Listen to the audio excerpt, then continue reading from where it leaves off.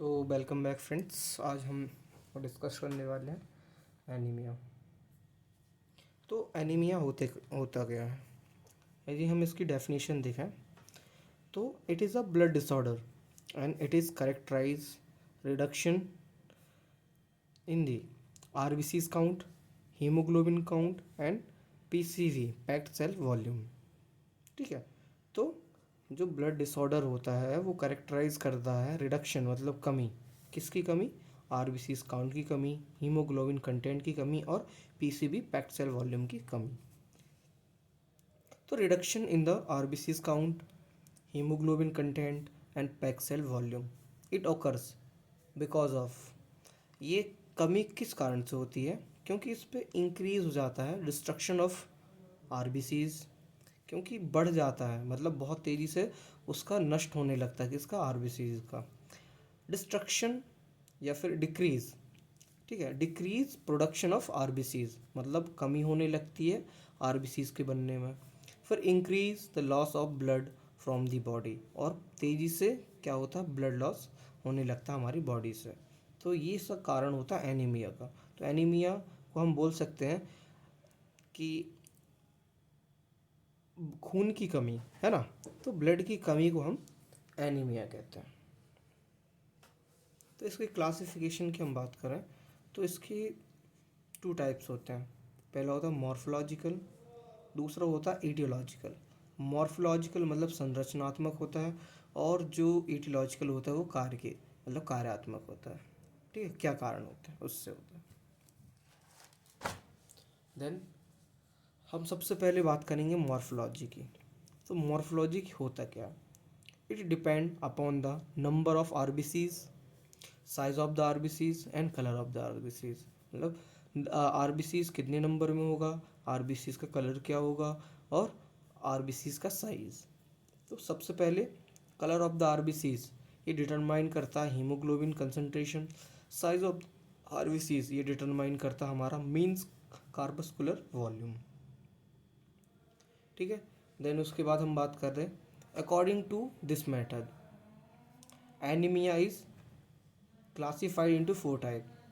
पहला होता है नॉर्मोसिटिक नॉर्मोक्रोमिक एनीमिया, फिर मैक्रोसिटिक नॉर्मोक्रोमिक एनीमिया, फिर मैक्रोसिटिक हाइपोक्रोमिक एनीमिया, और चौथा जो होता है वो माइक्रोसिटिक हाइपोक्रोमिक एनीमिया। ये समझने में थोड़ा डिफ़िकल्ट लगेगा लेकिन है बिल्कुल इजी यदि हम इसको ट्रिक के थ्रू समझें। तो सबसे पहले हम देखते हैं नॉर्मोसिटिक। नॉर्मोसिटिक मतलब नॉर्मो मतलब नॉर्मल, सिटिक मतलब सेल। ठीक है, नॉर्मोक्रोमिक एनीमिया। तो सबसे पहले बात करें size and colour of the RBCs are normal. इस पे हम क्या बोल रहे हैं? कलर और साइज। ठीक है, साइज और कलर आरबीसीज का क्या होता है? नॉर्मल होता है, but number of RBCs less, मतलब संख्याओं में ये कम होता है। तो ये होता है हमारा नॉर्मोसिटिक नॉर्मोक्रोमिक एनीमिया। ठीक है, उसके बाद हम आ जाते हैं नेक्स्ट में मैक्रोसिटिक नॉर्मोक्रोमिक एनीमिया। मैक्रो मतलब लार्ज, सिटिक मतलब सेल। ठीक है, तो RBCs are larger in size, size में बड़े होते हैं, but colour of the RBCs is normal.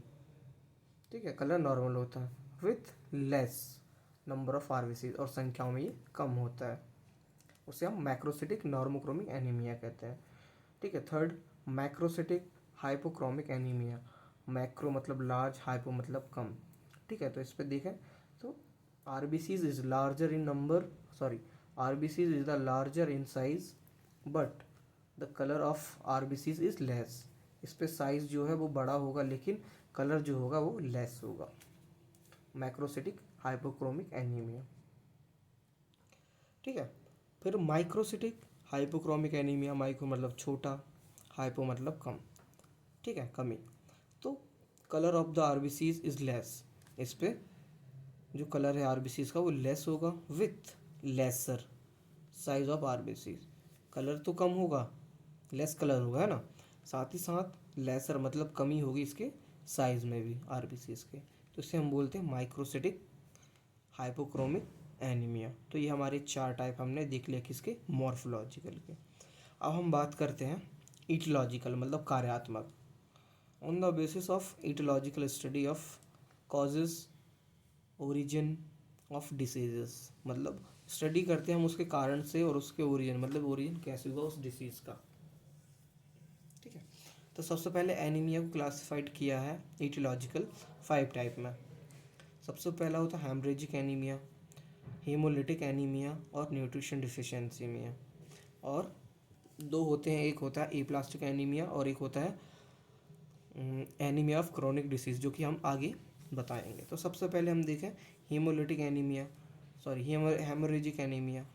Haemorrhage का मतलब होता है excessive loss of the blood from the body.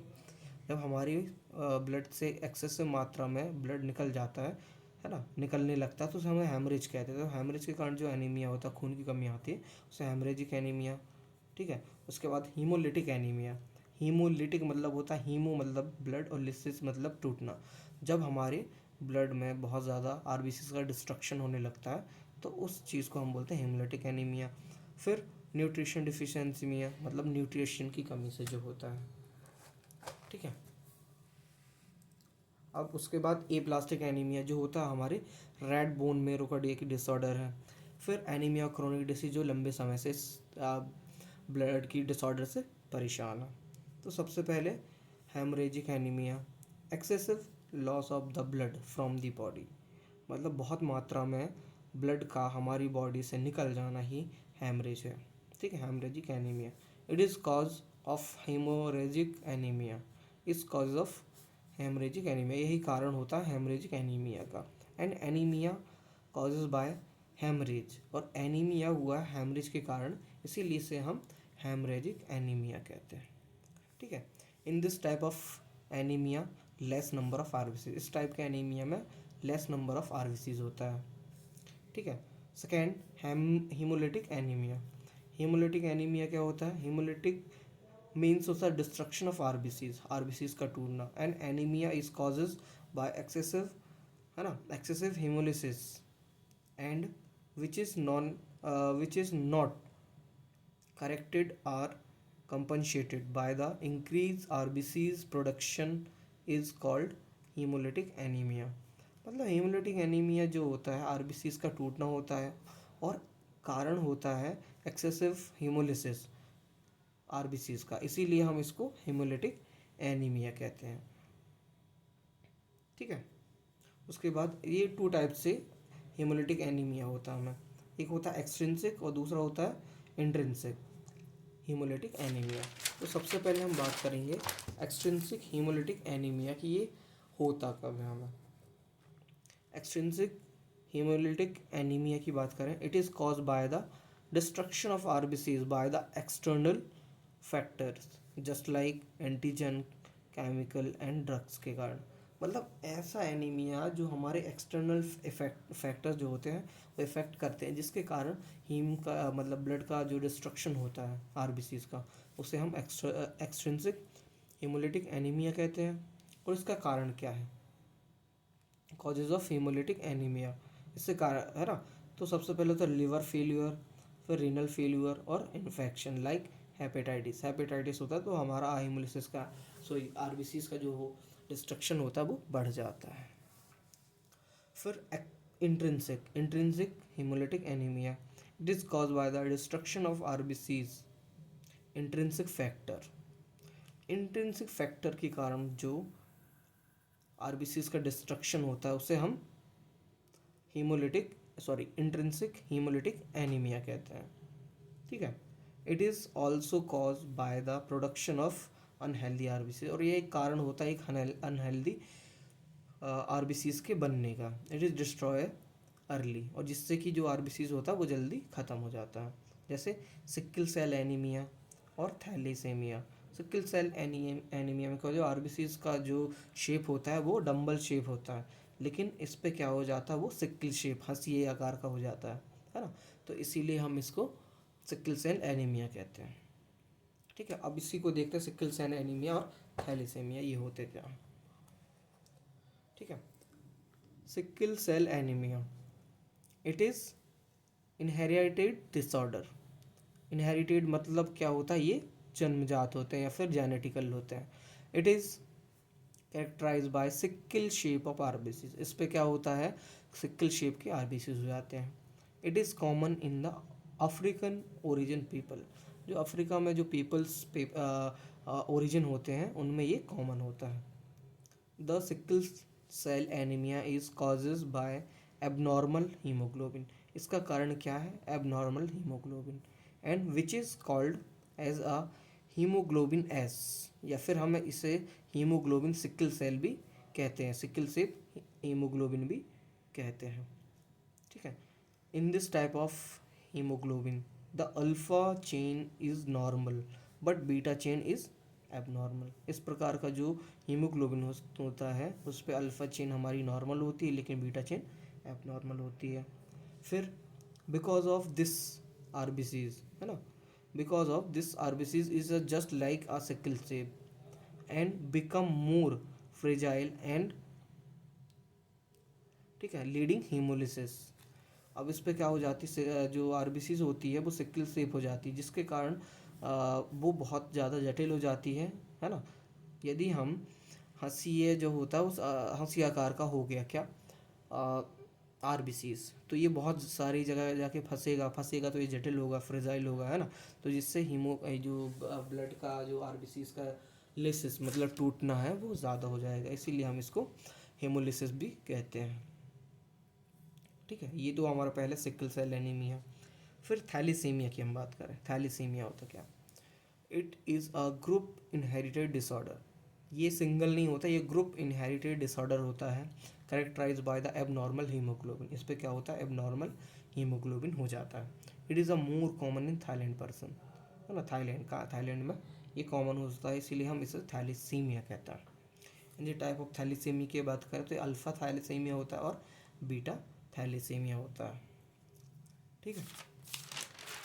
अब उसके बाद हम आ जाते हैं जो हमारा थर्ड है, nutrition deficiency anaemia. Nutrition deficiency में anaemia, it is due to deficiency of nutrition which is necessary for erythropoiesis is called nutritional deficiency anaemia. यदि हमें न्यूट्रिशन की कमी से ब्लड की कमी होती है ना, तो उस प्रकार का जो एनीमिया होता है उसे हम न्यूट्रिशन डिफिशियंसी एनीमिया कहते हैं। यानी कि हमने न्यूट्रिशंस कम मात्रा में लिए, जैसे protein, vitamins, vitamin B12, folic acid and etc। ये यदि हम भरपूर मात्रा में नहीं लेंगे तो हमारे बॉडी में ब्लड नहीं बनेगा तो ब्लड की कमी आएगी और ब्लड की कमी को ही हम एनीमिया कहते हैं। ठीक है। एनीमिया जो न्यूट्रिशन डिफिशियंसी एनीमिया है इसके 3 टाइप हैं, iron deficiency anaemia, protein deficiency anaemia और परनीसियस एनीमिया। जो हमारा आयरन डिफिशियंसी एनीमिया वो आयरन की कमी से होता है, प्रोटीन डिफिशियंसी एनीमिया जो होता है वो प्रोटीन की कमी से होता है, और परनीसियस एनीमिया जो होता है वो हमारी विटामिन B12 की कमी से होता है। ठीक है, ये हमारे 3 टाइप हैं। उसके बाद अल्फा सॉरी ए प्लास्टिक एनीमिया। ए प्लास्टिक एनीमिया जो होता है, in this disorder of red bone marrow, ये डिसऑर्डर है हमारे रेड बोन मैरो का। बोन मैरो क्या होते हैं, जहाँ पे हमारा ब्लड बनता है। तो bone marrow disorder causes by the following condition, ये किन किन कारण में होता है रेड बोन मैरो डिसऑर्डर, है ना। तो रिपीटेड एक्सपोजर ऑफ एक्सरे, यदि हम ज़्यादा एक्सरे कराते हैं या फिर ज़्यादा से ज़्यादा एक्सरे रेज जो होती है उनके संपर्क में रहते हैं तो ये रेड बोन मैरो डिसऑर्डर हो जाता है, जिसे हम ई प्लास्टिक एनीमिया कहते हैं। प्रेजेंस ऑफ बैक्टीरियल टॉक्सिन्स, है ना, यदि हमारी बोन मैरो में बैक्टीरियल और टॉक्सिन्स प्रेजेंट हैं तो भी हमें रेड बोन मैरो होने के चांसेस होते हैं। ट्यूबरक्लोसिस हो गया और वायरल इन्फेक्शन जो होते हैं ना, उनके कारण भी हमारे रेड बोन मैरो हो सकता है, जिससे हमें खून की कमी आती है और उसे हम एनीमिया कहते हैं, जिसे हम ई प्लास्टिक एनीमिया भी कहते हैं। ठीक है, ये तो होगा चौथा। उसके बाद हम फिफ्थ की बात करें, एनीमिया ऑफ क्रॉनिक डिसऑर्डर। तो it is second common disease after of iron deficiency anaemia. ये सेकेंड मोस्ट कॉमन डिसीज़ है किसके बाद, आयरन डिफिशियंसी एनीमिया के बाद, है ना। It is characterise by short life span of RBCs cause by destruction disturbance in the iron metabolism or resistance of erythropoietin। इस पे क्या होता है कि जो करेक्टराइज होता है, इसका क्या कारण होता है, शॉर्ट लाइफ स्पेन, मतलब छोटी लाइफ हो जाती है हमारी आरबीसीज की। छोटी लाइफ होगी तो ये जल्दी नष्ट होंगे, जल्दी नष्ट होंगे तो हमें लंबे समय तक ये डिसीज़ हो सकती है, या फिर लंबे समय तक के लिए जो हमारा आरबीसीज होता है वो मेंटेनेंस नहीं हो तो पाता या फिर नहीं बना पाता। इस कारण से हमें आयरन मेटाबॉलिज्म में कमी आती है, रेजिस्टेंस होता है एराइथ्रोपोइटिन हार्मोन्स में, जो कि क्या करते हैं, हमारा इम्पोर्टेंट रोल प्ले करते हैं हमारे आरबीसीज के बनने में, तो वो नहीं बन पाता। तो इसीलिए हम क्या कहते हैं, एनीमिया ऑफ क्रॉनिक डिसीज, ऐसा एनीमिया जो लंबे समय तक होता है या चलता है ना, उसे हम बोलते हैं एनीमिया ऑफ क्रॉनिक डिसीज। तो ये हुए हमारे एनीमिया, कौन कौन से, इटियोलॉजिकल और मॉर्फोलॉजिकल। अब इनके साइन एंड सिम्टम्स की बात करें, यदि किसी को एनीमिया बाई चांस हो जाता है तो उसके बॉडी में क्या चेंजेस होते हैं। सबसे पहले हम बात करें स्किन और म्यूकस मेम्ब्रेन, ठीक है। तो स्किन जो होती है ड्राई हो जाती है, थिन हो जाती है अनटिल लूजली। फिर elasticity, thickening, common loss of nails and become easily breakable. इसमें क्या होता है, स्किन ड्राई हो जाती है, थिन हो जाती है, अनटिल लूजली हो जाती है, इलास्टिसिटी हो जाती है, तनने लगती है ना। और कॉमन क्या होता है, जो नेल्स होते हैं वो टूटने लगते हैं इजीली। फिर कार्डियोवैस्कुलर सिस्टम में, सीवीएस में क्या होता है, हार्ट रेट इंक्रीज होने लगती है, कार्डियो आउटपुट इंक्रीज हो जाता है, कार्डियक मुरमुर प्रेजेंट हो जाता है या प्रोड्यूस होने लगता है, velocity of blood is increase हो जाती है, मतलब ब्लड की जो गति होती है वो भी बढ़ जाती है, ठीक है। Cardio output also increase of heart rate, है ना। फिर उसके बाद रेस्पायरेशन में क्या फ़र्क आता है, इंक्रीज हो जाता है फोर्सफुल रेस्पायरेशन, मतलब तेज़ी से आपकी सांसें भरने लगती हैं, ब्रीथलेसनेस मतलब सांस नहीं ले पाते, डिस्निया मतलब डिफ़िकल्टी इन द ब्रीथ, सांस लेने में दिक्कत आती है।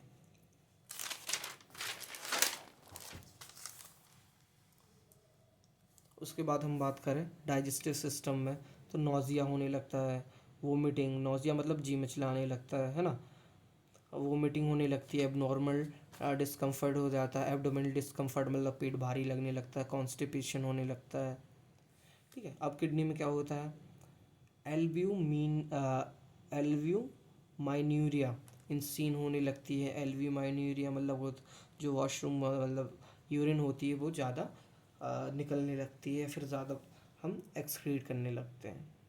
फिर मेटाबॉलिज्म क्या होता है हमारा, BMR basal metabolic rate, basal metabolic rate, ठीक है, बीएमआर का फुल फॉर्म। उसके बाद हम बात करें रिप्रोडक्टिव सिस्टम में, तो मेंस्ट्रुअल साइकिल डिस्टर्ब हो जाती है, मेनोरेजिया हो जाता है और ओलिगो मेनोरेजिया हो जाता है, ठीक है। मैं उसके बाद सीएनएस में क्या होता है, हेडिक होने लगता है, सिर दर्द होता है, इरिटेबिलिटी हो, इरिटेशन होने लगता है, डिजीनेस, है ना, डिजीनेस होने लगता है। उसके बाद increase the sensation to cold हो जाता है, म्यूकस जो मसल होती है बिकम वीक हो जाती है और जल्दी थकने लगती है।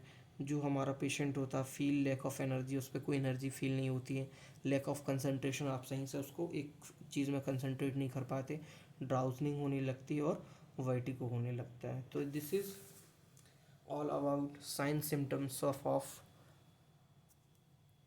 एनीमिया, है ना। तो this is all about anaemia. If you don't like